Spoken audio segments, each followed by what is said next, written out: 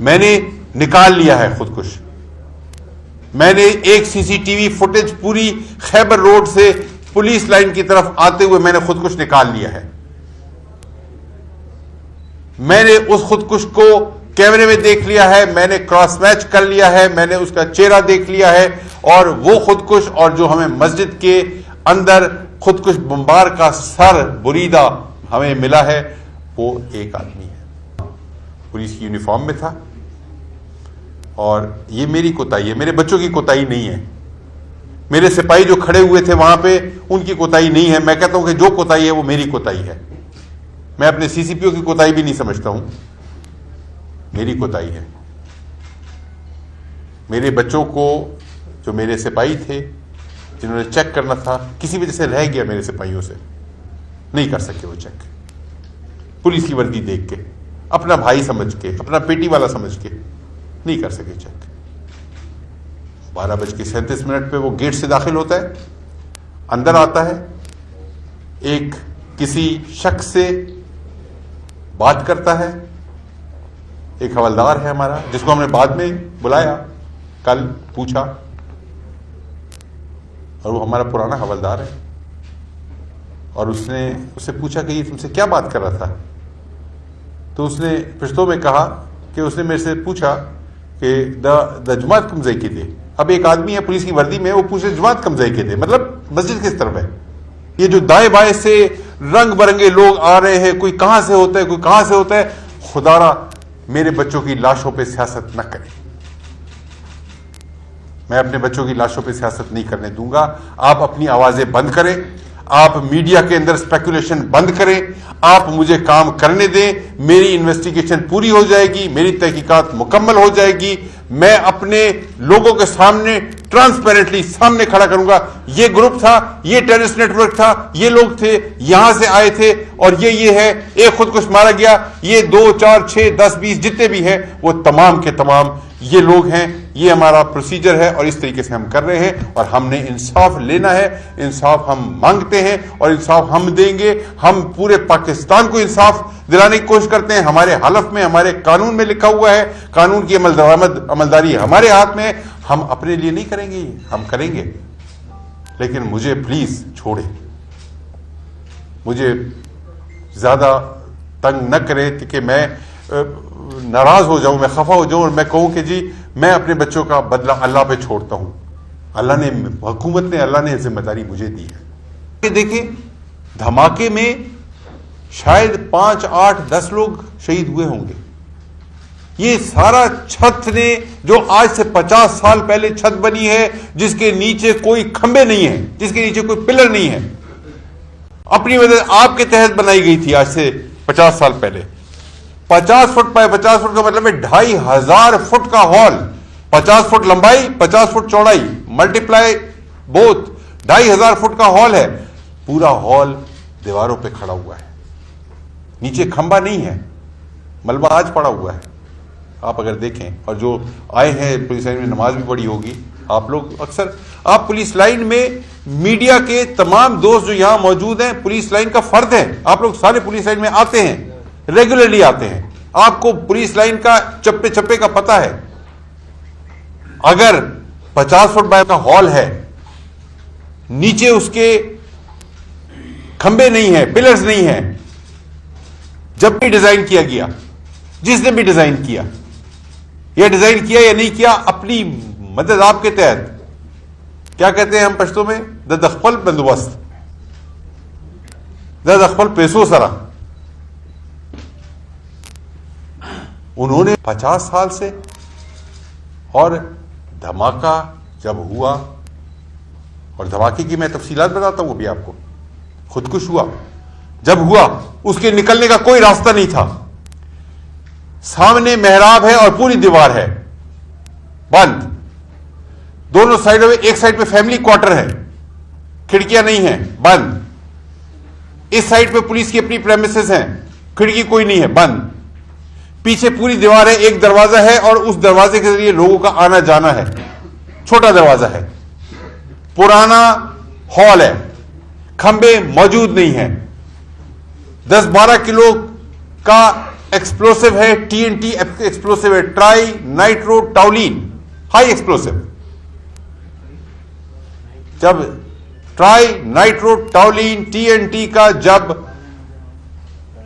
धमाका होगा, shock waves के लिए निकलने की कोई जगह नहीं है, ना सामने जा सकता है, ना दाएं ना बाएं ना पीछे। जो शॉक वेव्स आई उसने सबसे पहले निकलने का रास्ता नहीं है, दीवारें गिरी, सबसे पहले दीवारें गिरी। छत किधर खड़ी थी? खंबा नहीं था, छत दीवार पे थी। जब दीवार नीचे आएगी तो छत किधर जाएगी? छत भी नीचे आएगी। सतून, सॉरी, सतून नहीं है। Thank you हरनान।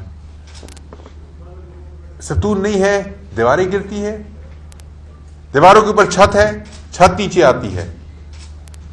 तमाम मेरे नमाजी, मेरे बच्चे उस छत के नीचे आ गए।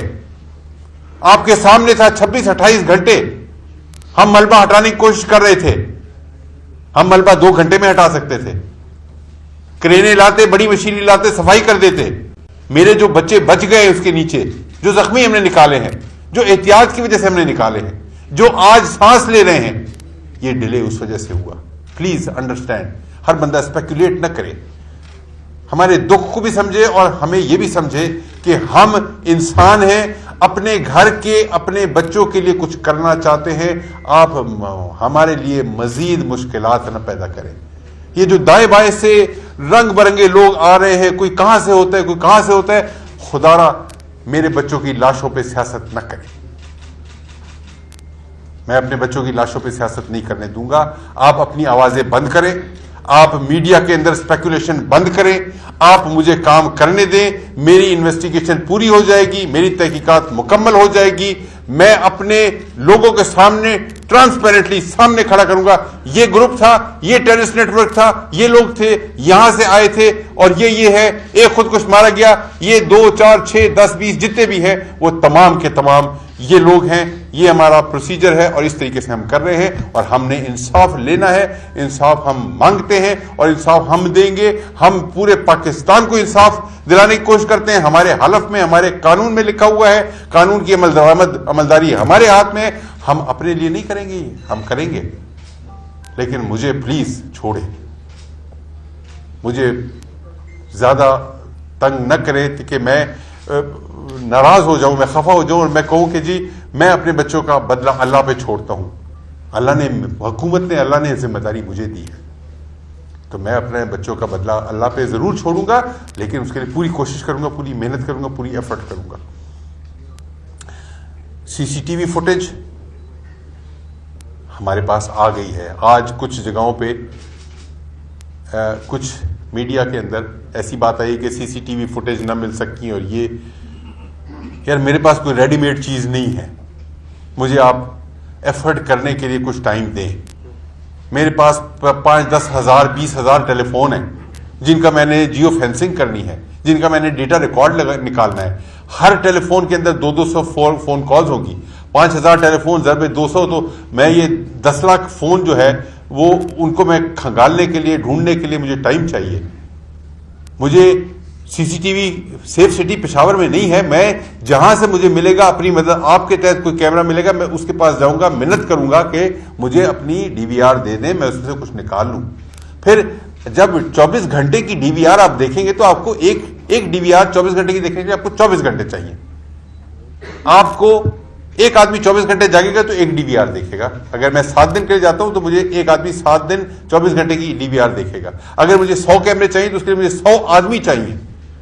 मुझे 5000 कैमरे ढूंढने पड़े, मैं ढूंढूंगा, मुझे 5000 लोग चाहिए, मुझे टाइम भी चाहिए। प्लीज टाइम दे, मुझे काम करने दें। मैंने निकाल लिया है खुदकुश। मैंने एक सीसीटीवी फुटेज पूरी खैबर रोड से पुलिस लाइन की तरफ आते हुए मैंने खुदकुश निकाल लिया है। मैंने उस खुदकुश को कैमरे में देख लिया है, मैंने क्रॉस मैच कर लिया है, मैंने उसका चेहरा देख लिया है। और वो खुदकुश और जो हमें मस्जिद के अंदर खुदकुश बम्बार का सर बुरीदा हमें मिला है, वो एक आदमी है, वो पुलिस की यूनिफॉर्म में है, उसने जैकेट पहनी हुई है, जैकेट खुदकुश जैकेट की बात नहीं कर रहा हूं, रेगुलर जैसे पुलिस वाले आम नॉर्मल जैकेट पहन देते हैं। उसने सर पे हेलमेट पहना हुआ है, उसने मुंह पे मास्क लगाया हुआ है और वो मोटरसाइकिल पे आता है और मोटरसाइकिल हमारे पास आ गई है और मोटरसाइकिल हमने तलाश कर ली है और उसका इंजन चेसी नंबर उन्होंने रगड़ा हुआ था, मिटाया हुआ था, वो हमने उसको भी ट्रेस कर लिया है and we are tracking the bike also. And जो पुलिस लाइन के अंदर हमने कैमरे अपने लगाए हुए थे उसके जरिए हमारे पास फुटेज आ गई, चेहरा आ गया, बंदा हो गया। नेक्स्ट स्टेप उसका शनाख्त का है, उसके बाद नेक्स्ट स्टेप नेटवर्क का है, उसके बाद जो उसके फैसिलिटेटर्स हैं उन तक पहुंचने का है। मेहरबानी करें, जल्दबाजी ना करें, हम ढूंढेंगे। हमने खैबर पख्तूनख्वा पुलिस ने अपने किसी शहीद का बदला नहीं छोड़ा है। आज या कल, जल्द या देर से, हमारे हर शहीद का जो कातिल था या गिरफ्तार हुआ या मारा गया या कानून के दायरे में गया, छोड़ा नहीं हमने। खैबर पख्तूनख्वा पुलिस शहीदों की, गाजियों की, बहादुरों की, दिलेरों की, जरूरतमंदों की फोर्स है। बेगैरत नहीं है हम आपके लिए भी लड़ते हैं, हम अपने लिए भी लड़ेंगे। और मुझे सुबह खैबर पख्तूनख्वा के अवाम पे फख्र है और मुझे सुबह खैबर पख्तूनख्वा के मीडिया पे फख्र है। खुदा की कसम, जो ओनरशिप मुझे मिलती है, जो मेरे बच्चों को मिलती है,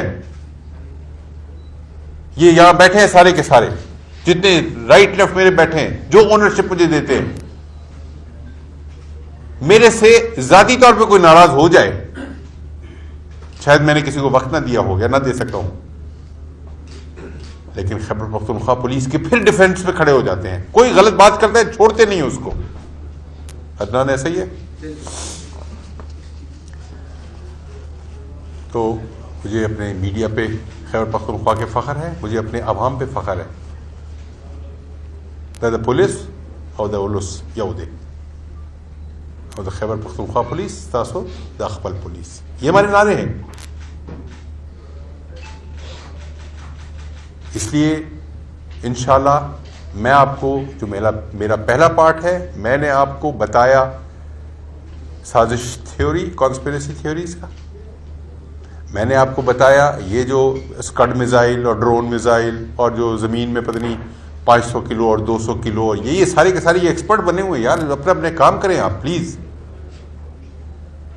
जो मेरे एक्सपर्ट हैं, मेरे AIG BD वहां बैठे हुए हैं, वहां से बॉल बेयरिंग मिले हैं,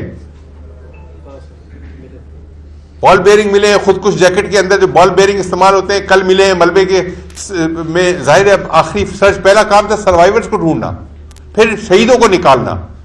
बॉल तो अगला काम है हमारा। प्लीज, मैंने आपको कई दफा कहा मुझे छोड़ दे, मुझे काम करने दे।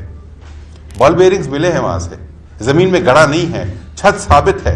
ये आपकी साजिशी थियरीज कहां जाती हैं? फिर मैंने आपको पहली बात की कि ये खुदकुश हमलावर था।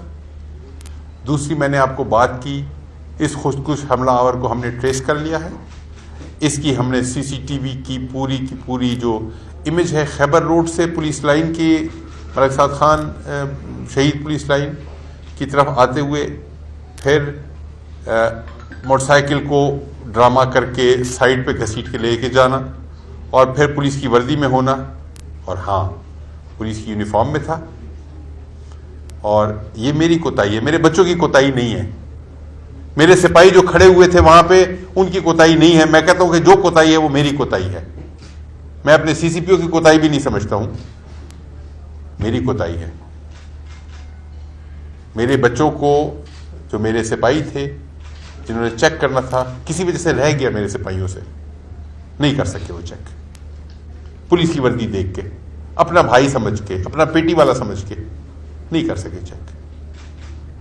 12:37 पे वो गेट से दाखिल होता है, अंदर आता है, एक किसी शख्स से बात करता है।